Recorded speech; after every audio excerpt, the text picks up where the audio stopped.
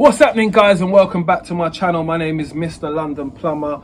I am the plumber that goes by the name Mr. London Plumber. Make sure you like, share and subscribe. Today we'll be talking about what does it take to be a good tradesman or a good plumber. So I can only speak from a plumbing's point of view because I'm a plumber.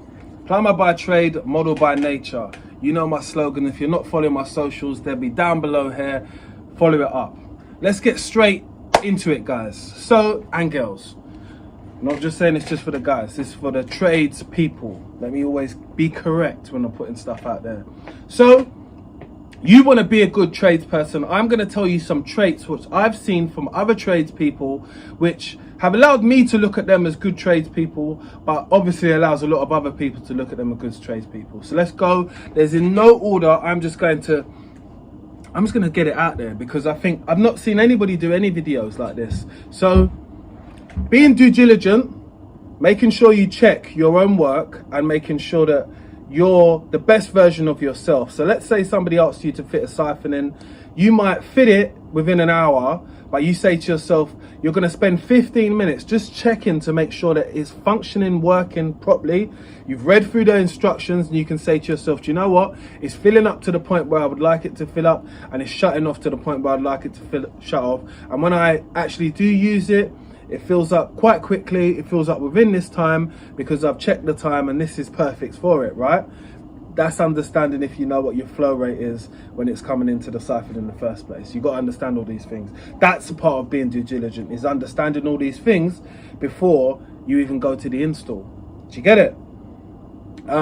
Some people might call it a bit being anal and all that, but do you know what, at the end of the day, if you have nothing to worry about when you're on the job, yeah, it just creates a bit of comfort for yourself, but creates a bit of comfort for your customer as well, because they understand you know what you're doing, right? So being due diligent is definitely one of them. Punctual as well, being on time for your jobs, definitely allows people to see that you are serious. But if you are serious, they must be serious as well. So if you turn up for the work on time, they must pay you on time and not allow you to keep asking them for the money. Because anyone who I have worked for and I've turned up for the job on time and they've not really paid me on time, I do not do work for them again. That's a rule, because you made me wait about and you didn't have to wait about for my services which I provide to you, but I always had to wait about for you to be able to pay me. That's not how business works. So that's something I learned for myself to be able to take into my world of business and say, we're not doing that. You ask for something immediately, we need payment immediately when it's done or when we've sent the invoice over. Right. Another thing as well is being the better version of yourself. The better version of yourself when it comes to work is probably being the one who seems like they care a little bit more than other people, but being attentive to being that person that can be like, okay, I know what's next to do. I'm going to do this, this and this, and I don't need someone to tell me. We need more people who can get that level of direction and take it upon themselves and act upon it, yeah? If you're a person who could do that, you're in a good space, right? Taking on responsibility when you come to jobs, when it comes to any trades, yeah, this is what's going to put you forward in front of a lot of other tradespeople, is being the person who's willing to take on responsibility. I know a lot of us, we just want to make money when we get to work. That's probably most people's goals, is to make money, right? But if you're not the person who's willing sometimes to take the responsibility, you're not actually going to see those extras really, and those extras come with your wages at the end of the day. So I do want to make that clear. So when you wonder why you're not getting to a certain point, it's because you've been an engineer or a plumber or electrician and you're at a site or a workplace and you've not tried to progress up the ladders and tried to get to the supervisor. Again, you've got to take that little bit of responsibility so you can get that little bit more money, right? So you've got to understand that, whether it's taking responsibility on a job and saying to them, okay, we'll get it done for X, Y and Z, and actually stepping up. Because stepping up is the difference. Stepping up is when you're going to find yourself in challenging points and you're either going to swim or you're going to say to yourself, nah, this ain't for me.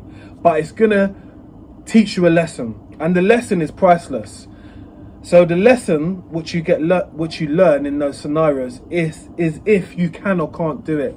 And more time you can, sometimes it's just being a little bit more focused than you was before, but obviously looking at things with the head of, oh, what should I do? So, you know, like, problems happen with everybody inside any type of workplace. If you have some type of plan, like not a B plan, I mean a critical plan in case a problem happens, right? Let's say you're in a workplace and a leak happens, or a leak happens to you in general. Where's your wet vac? What have you got to tidy it up? What have you got to stop and prevent this leak from flooding the property or the building what you're in? Do you know what I mean? These are the things what you've got to be in place before you do it. It's like someone doing soldering in someone's house and they've got no extinguisher, they've got nothing like that, or they've got no heat mat. You got to ask yourself, you know, these are the things which people are going to look at from the outside and take some type of judgment upon you when you're going in and out of people's houses. I think how you present yourself, whether that be in a professional mannerism or a mannerism where you haven't got these skills where you're able to switch it up into corporate life, how I'm speaking right now, or if you're willing to be able to explain things in layman terms like I'm doing right now. So you need to be able to have that switch. That switch is from 1 to 2, let's call it, yeah? Because corporate worlds is something which we go in and out as trades, but day-to-day people is something who we deal with on the majority when it comes to trades. So that understanding how to switch it up and understanding how to speak to people, because we all are not going to be understanding something if we said, oh, we're here to clean the float lines or we're here to do this. Those terminologies are generally used in a corporate world or a construction surroundings. You're going to say something like that, but you're not going to say that inside somebody's property. You're going to explain to them in a way which they're going to understand. That's a switch up which you have to kind of get for yourself, depending on what type of work you're doing. Because I realize some people, they only do like commercial work. That's fine, because you come across those people, but there's a lot of money in domestic work as well, which is a factual thing at the end of the day. I don't think there's more than the other. I think it just depends what side of the spectrum you're at and what you are doing in general. I do want to touch on looking professional, because I take that with great pleasure, looking professional when you're at work. Looking the part and being able to act the part allows people to think this person might be the part. So you fake it till you make it, because people don't generally give you any chances when you're trying to make it. They're giving the other people who they know how to make it. So you've got to present yourself like a package which is ready to be opened, right? When I first started, there was a lot of things which I didn't have, so I had to make sure that I compensated for them with other things, which might be a really good skill level, which might be a really good way how to assess and do the jobs, but also make sure that I do not get any comebacks. So when I was first starting my business, I had to grow the name. Growing the name consists of doing just really good work. I still do really good work now today, but I'm trying harder at the beginning and trying less harder now, because it's more second to none to me. It's like that. It's like me clicking my fingers. That's how I would like it to be. What I've seen from good tradespeople are people who are able to talk you through the job before they even start. So good tradespeople can do this, talk you through the job before they start, but they could also explain how something went wrong with the sequel of events. Yeah, so if somebody tells you, I had the boiler on last night, I done this and I done that, and then it stopped working.